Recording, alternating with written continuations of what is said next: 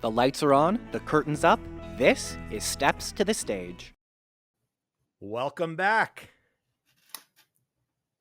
It's great to I be. was so hoping I was going to get the response. Yeah, I was like, It's is so that great what to this is? be Is that what back. this is? Is that what this is? That's what I always say. Is that what this is?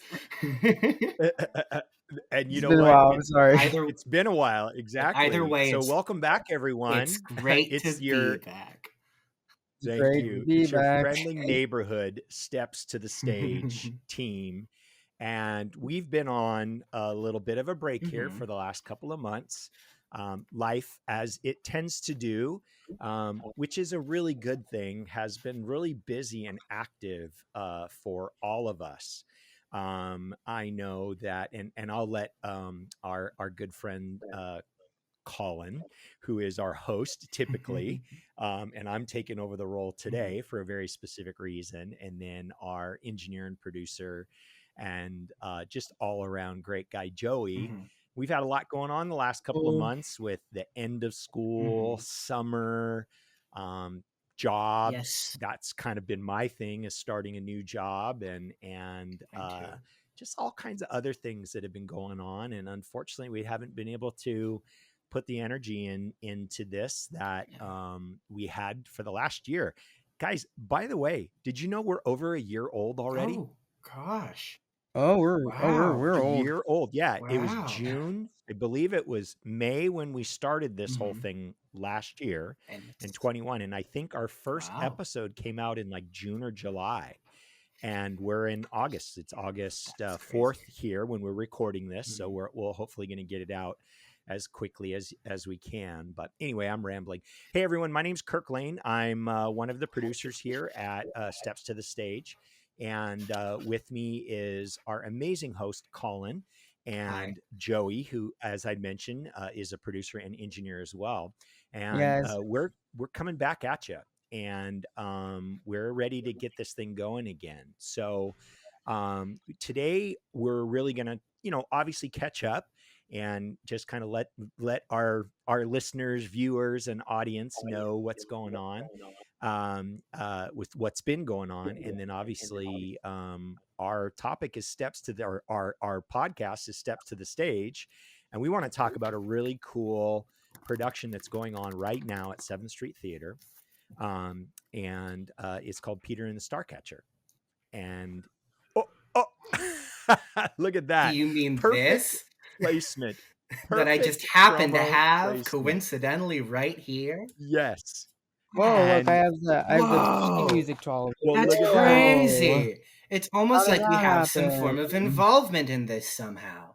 Look at this. No, I don't know. Like, you're the props guy, right, Colin? Or something like that. Yeah, I do mostly the backstage stuff. The backstage stuff. You're the head sweeper. Yeah, in charge. Exactly. Yeah. Yeah. So Colin is lead role in this particular production, and you guys, it's fantastic. I have been fortunate enough to be able to go and experience it on opening weekend. And Joey is helping on the musical direction side. So today our main topic is going to be talking about that. But before we do, guys, Colin, what's been going on, man? What you been up to? A lot of stuff has been going on. Mostly, Peter has been the big thing. But, working, trying to balance theater and social life things and like work and money has been interesting, but it's something that everyone has to figure out and go through. So why not me next? It's those, we have these wonderful talents, and wouldn't it be nice if that was our full-time job? And who knows, maybe that will be the case for all three of us in one form or another. But yeah, we got to keep the lights on. We got to pay for these microphones and pay for these laptops and for the internet so that we can get out there. So yeah, that was great. I was glad to hear obviously that you're working. Yes. And it's a great thing. You're out there helping the world. So, Joey, how about yourself, man? What have you been up to? Well, I haven't had to do any work things yet. Because I'm a senior now, so it's gonna come up eventually. Woo-hoo. Woo! Uh, Joey. Most of my stuff, of course, big thing, Peter and Starcatcher, I've been planning. I'm doing stuff behind the scenes for that, and I've also done a couple choral camps, more than one. I did one at Cal State Fullerton for a week or two.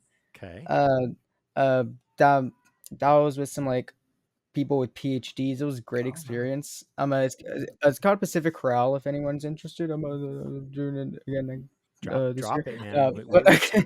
We're supporting all the arts here. It's what's really great about the three of us is we all have different backgrounds as it relates to steps to the stage, right?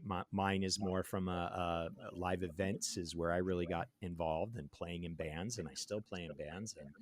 And when my kids got involved in the theater, I started helping out on the technical side, but then I got on stage, and that was a lot of fun. And then Colin, I know you've been, acting for a significant amount of time and been a part of many productions, both on 7th Street Theater and at your college. And Joey, I know you've been not only involved in the theater, but you're very active in your local high school choir, which I'm also on the board for that because my daughter's there.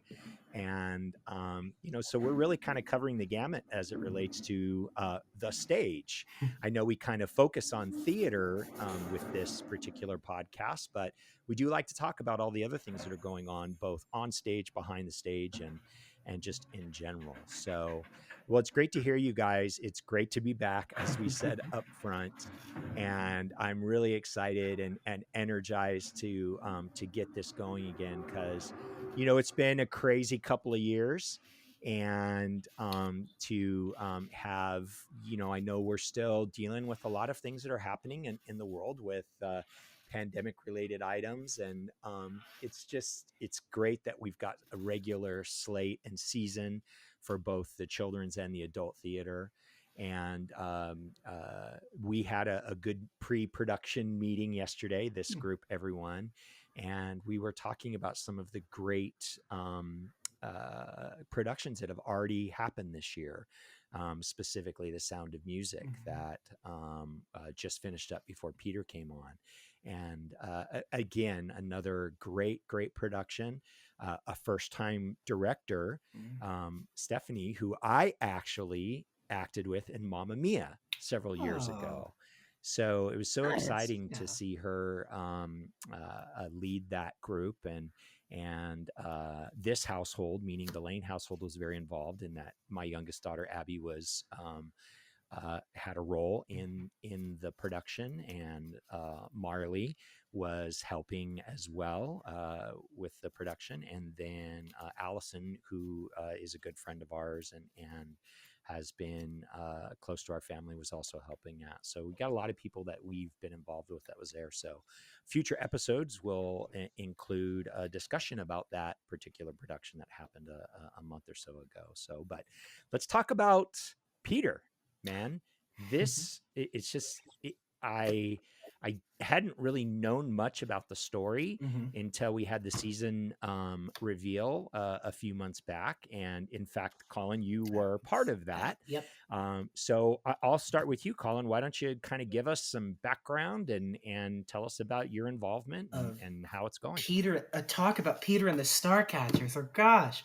So Peter and the Starcatchers, for those who don't know, is essentially this like the origin story of Peter Pan and Captain Hook and like all of those characters and like Neverland and how that all sort of became who they are and how everything got built and put into place to not immediately become Peter Pan, but like over the course of cycling through for a while could shift into something that will become really similar to Peter Pan. And it's such a good story. Guys, we know this already, but this is such a good story. Like, my second prop of the day, I've been a fan of the book series since like middle school. And so like I've been a fan of this story and a fan of this for a while now, and I'm so excited to get to do this show. It's so fun. It's so fun. And I mean, you're amazing. You really are. Thank you. I mean, I'm biased, and I've known you for a long time.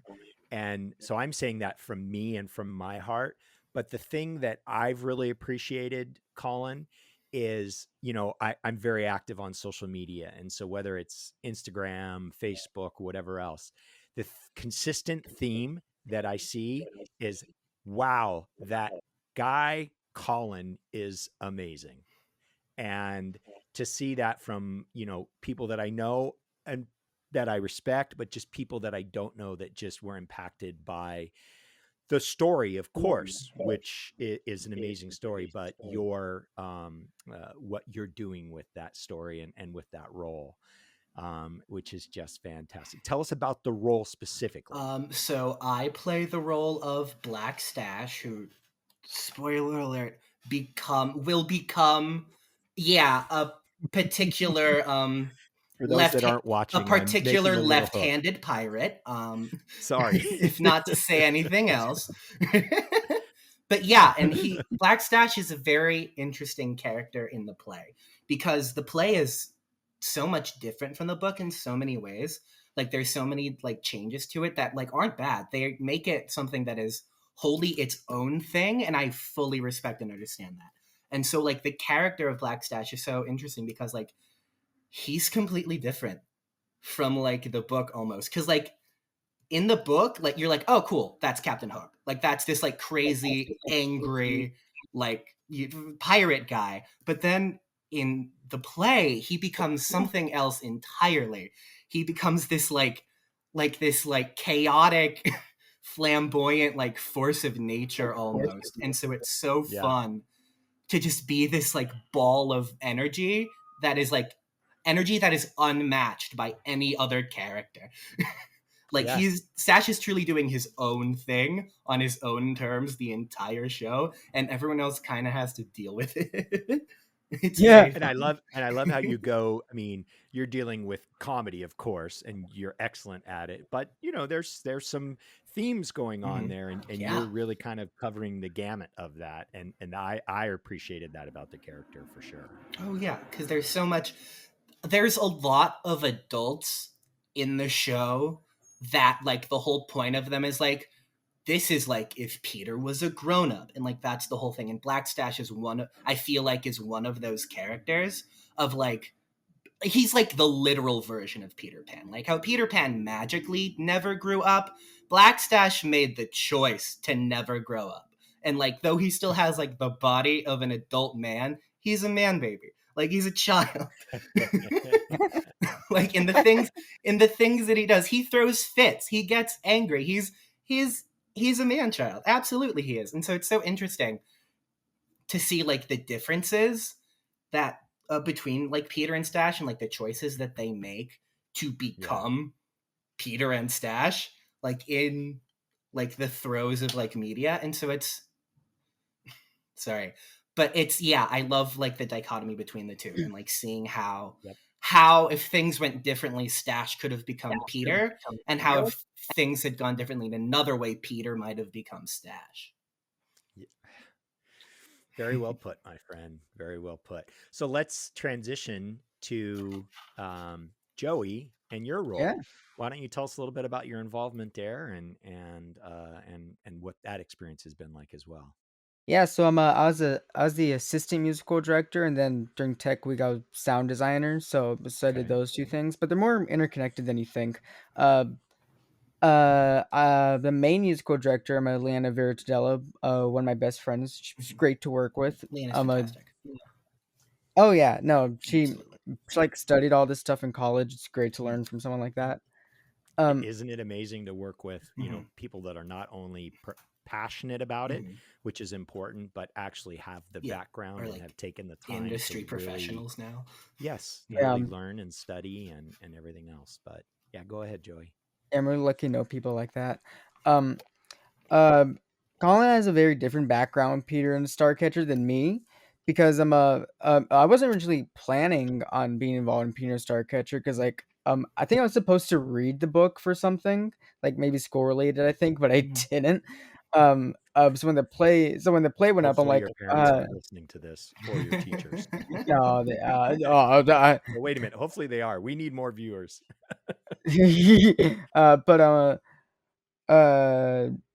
Yeah, so I heard about the play happening at CCT, and I was like, I don't know anything ab- about the story. I don't know if I want to do it.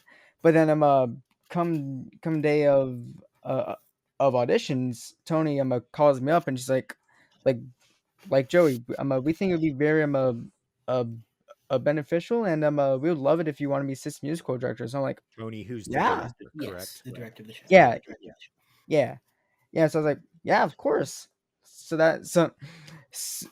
for like a week, I had to like study up on all my Peter Starcatcher lore, get caught up on everything.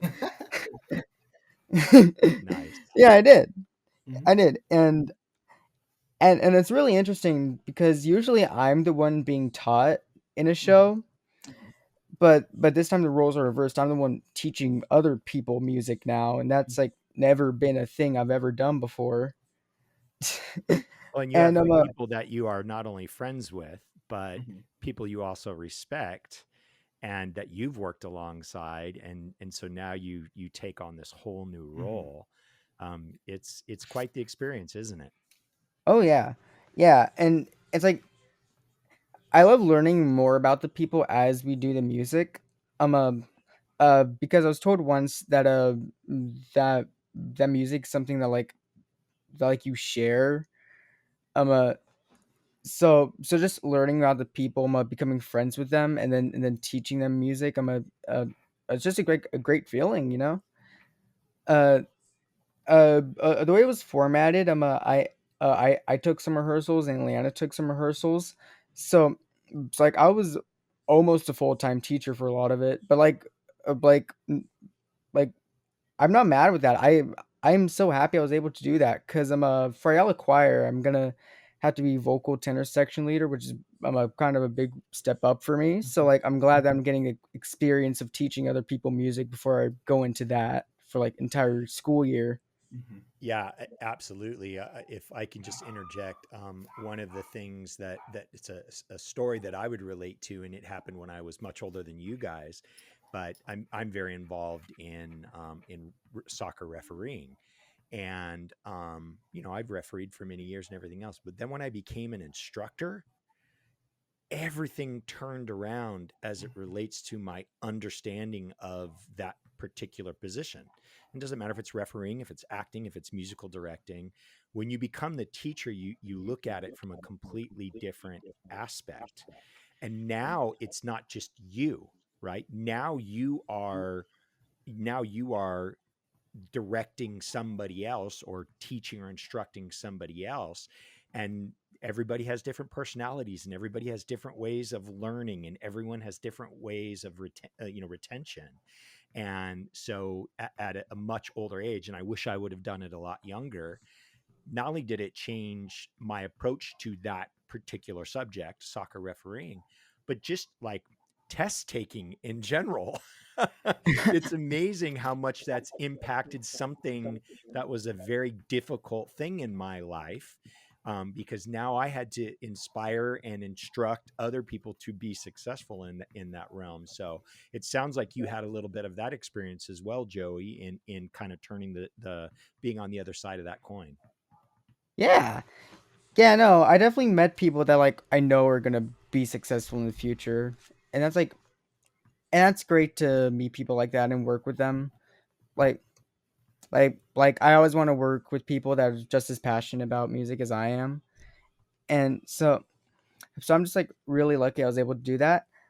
And I want I want to get into composing my own music, which I've done a little bit for this podcast too. Yes, you So have. And because of everyone should have this, heard some of your work at the intro of this Mhm. particular podcast, and that's from our yeah, good friend Joey, who composed and performed that Mhm. particular musical element. That's our intro to our podcast. yeah, some of this thing for those who aren't watching, it's Mhm. a piano conductor score. It has like all these notes for things that aren't just for just for singing. Also, it's for like the interludes. Um, it's for the background music, and and and like it's cool because then I have something that I could like study something to like not just listen to, but also see how somebody wrote this and why they wrote it. Yeah. Colin, I want to switch back to you on the same subject, though, and let's talk about it from the actor's perspective. You recently, another amazing performance at your school in The Hunchback of Notre Dame, Yes. which Joey and I actually were there on the same night to watch. Another musical. Yes. How musical, versus, a play. What's the approach? What's the interaction? Tell us about your experiences with various different musical directors and music in general within a production. It's funny you mention about like comparing Hunchback to Peter, because they have a very similar way of delivering the story. Like maybe not necessarily in tone or the way it's written, but like the delivery mechanism is very similar, of like having this ensemble of like narrators and storytellers who will intermittently become different characters to tell the story, but will also step back out of that and become something else, or talk to the audience, or become like a pirate or a churchgoer, or all sorts of other things. And so it was so interesting getting out of Hunchback and having all that fresh in my head, and then being able to go right back into it with Peter and have sort of a different flavor of that same like recipe, I guess. And so that was very fun, just like up front. And that wasn't that's not musically or anything, that's in like the book, but Yeah. yeah, I thought that was very So do you interesting. find from a musical direction, talk to me a little bit about the musical direction on Hunchback. On Hunchback. You're in essentially a professional setting. Yes, absolutely. Yeah. And it was amazing. Oh my god. It was so, that was my first like foray into anything semi-professional, and it was so, wow. It was just it, it was just like, wow, it was just like dreamy is what it was. I was just like, wow, the theater is so big and the lights is so bright and there's so much room and there's so much everything. I'm like, wow. Oh my gosh. But musical direction was done by a CSUF professor named Marty, who was like a musical professor. And he was fantastic. Absolutely. He was great. And like the way it was, he clearly had, because it's, Hunchback is a lot like musically, right? Because it's like the French stuff, but also like Latin and like chanting and like, oh God, death and the devil, and I'm gonna go to hell. So it's a lot of very like heavy things all kind of crashing into each other and seeing what sticks. And so the way that he was able to like grab the reins on everything and just make it all seem like fine and chill and good was so impressive. Of just like his brain, like the different things that must be always moving around is like unfathomable to me, of like making all these different pieces work. And I feel like that's an interesting juxtaposition to Peter, where there's 2 songs ever, like bar none, and that's kind of it. Not it, but that's like the 2 like big like songs are like only twofold. And so it was very interesting to see, to go from a show where music is like baked into the DNA of like every single fiber of its being, is coursing with like such like like music, and then going, you're like, cool, I'm gonna have a little ukulele and a little skirt made of trash singing about how hot I am, yeah. But like, Joey, look me in the eyes, you handled it perfectly. Like, you're very good at this. Yes, you're great at this. Colin. Of course, Everyone, Mr. Joey. If you're watching this, you're seeing a pretty magical moment. And the reason I think we all do this is the connection that we can make between not just friends, and I think we all consider ourselves friends, but we are all people that take our craft very seriously, and whether we're considered professionals or not. I mean, I guess to an extent we get paid a little bit, so I guess we are professionals in certain aspects on certain productions and certain things. But I think that's to me, that's the lifeblood that keeps it together, is that admiration for each other, but also that you're going to lift each other up, but you're also going to be honest with each other and really have those hard conversations that need to happen sometimes. So I appreciate you guys having that moment right there. That really meant a lot to me, being friends and to an extent mentors to you guys on different levels. So I'm really enjoyed that. And one final thing I want to talk about on the music aspect, specifically not just those two, but just in general. Just today was listening to a really cool podcast that was interviewing a gentleman that's very involved in drumming, and tribal drumming, and specifically African drumming. And he made the statement that if you look across all cultures, all history, all religion, there's a common theme, and it's music, but it's specifically drumming and beats, and how that can impact a person. And when you think in general, just you're hearing beats all the time, even if it isn't specific music, and how much that can really impact a story, right? Because music, and I am a professional musician, and it's amazing the impact that you share when you can not only listen to music, but to create music together. And when you guys are on stage, whether you're on stage like Mr. Colin here, or if you're backstage like Mr. Joey here, you have the ability, yes, to create that music. And whether it's instrumentation, whether it's, playing it from a computer, whether it's singing, it has such an impact on a production and life in general. So it's so great to hear your perspectives, you guys. And one of the reasons why, I really was excited about getting involved in this project of the podcast, all those year singular ago. But here we are now, over a year later, and we're recording again, and we're getting content out there. And I know we're going to get some, really great upcoming episodes. I want to quick mention the last episode we did was with our great friends, Jesse and Aaron Pyle, and actors, directors. They've all kind of done a little bit of everything in the theater world. And they were our last guests on the last podcast we put out. And by the way, we had 500 downloads of that episode.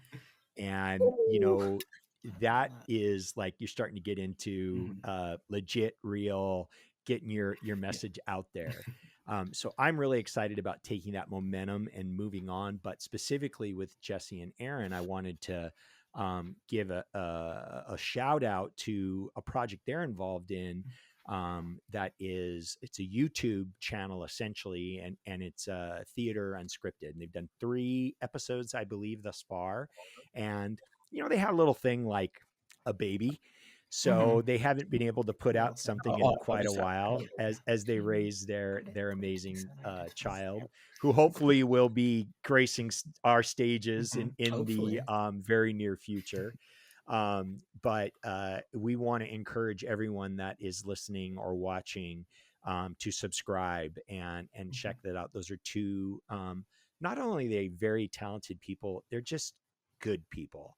And that's the one thing that we find throughout this steps to the stage and local theaters and professional theater and college and high school, and is you're just finding a lot of good people that just want to, get out there and express themselves, share some pretty amazing stories, which we talked about with both Peter and with Hunchback, right?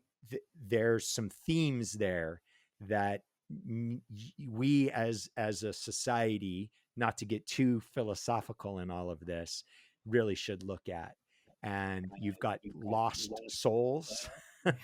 You have guidance and direction from influences, whether they be another person or whether it be a circumstance, whether it be a location, whether it be whatever is influencing that. And that's really what art and theater and the stage is just taking those stories and getting them out there. But by and large, you really find a lot of good people. And along with my two good friends here that we're talking with, and Jesse and Aaron, there's a lot of great people out there. And I know a lot of you that are listening are part of that group. And whether you're on stage, behind stage, in the audience watching the stage, or just being a part of the arts in general, we all want to say thank you very much, and we appreciate you, and we appreciate what you do. And I want to say thank you to Joey and Colin for getting back in the saddle with our project here and getting some great content out there. So thank you for your time, you guys. Thank you for your insights. I really look forward to getting this train rolling again, and coming out with some great episodes to share with our audience. Any final words there, Colin, before we head on off into the sunset? Because I think someone has a performance tonight, if I'm not mistaken. Is that tonight? I think someone might have a performance, and I know there's an element of getting ready for that. Any final insights, words, or thoughts, Colin, before we finish up this episode? Thank you for having us. Yeah. There you go. Yeah. Go watch Mr. Peter. Joey. Before I say bye, I just want to add a little thing about both Sound of Music and Pinedo Starcatcher. Both of those shows are like kind of send-offs for a lot of them for a lot of theater people. Like Sound of Music, it had a lot of seniors, a lot of those people were that was their last show. And for Pinedo Starcatcher too, a lot of people this is going to be the last show. So it's interesting to see how much like passion everyone's put into that because of that reason. Absolutely. It's a great point, Joey. And I'll finish up with saying, having been involved here for the last 6 years or so, what I'm really starting to enjoy now that I've gone through a couple of those cycles that you just so eloquently spoke about, Joey, is the number of people that are doing this professionally that have come from our little theater. And whether they're doing it on a regional level or even on Broadway, we have people that have roots back to our wonderful theater. It's just great to see it all come home, and I'm so excited to see the next steps for a lot of those that you had mentioned, because isn't it exciting when you develop a relationship with someone, when you create art with someone, when you go out on stage together or be a part of a production, and then they go on to have, an element of success. It's so amazing to look and go, wow, I had a little bit to do with that, or I'm so glad, and that person is so deserving of those particular situations.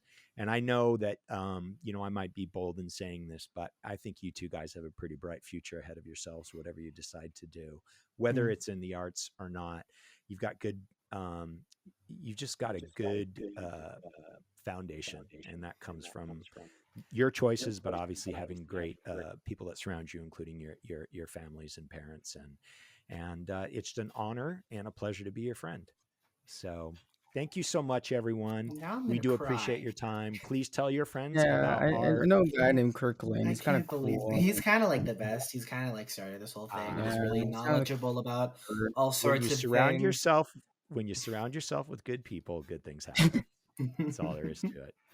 So thank you very much, everyone. Yeah, please tell all your friends and family to subscribe, like our various channels, and wherever you get your podcasts, like us, review, do all those good things. Make sure and subscribe to Theater Unscripted with Jesse and Aaron, and just support your local theater and arts as much as you can. That's really what we're trying to do here. That's really our mission, is to get the word out and to celebrate, talk about, and enjoy in that. So thanks, everyone. Have an amazing, amazing, amazing rest of your day. Thanks for listening to Steps to the Stage, and now it's time for the curtain call.